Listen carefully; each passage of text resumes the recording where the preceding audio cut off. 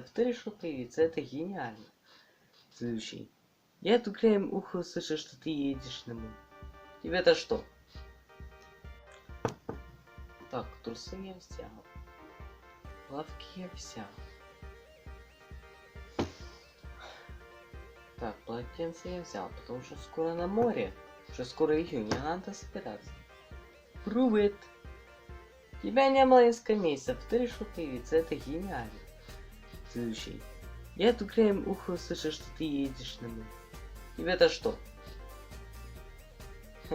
Ты-то на море не попадешь?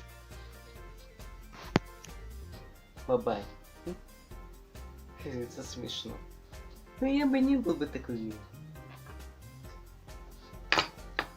Ого! И что это? Жетон на маршрутку? Он старый и водительские права. Думаешь, это тебе поможет на море?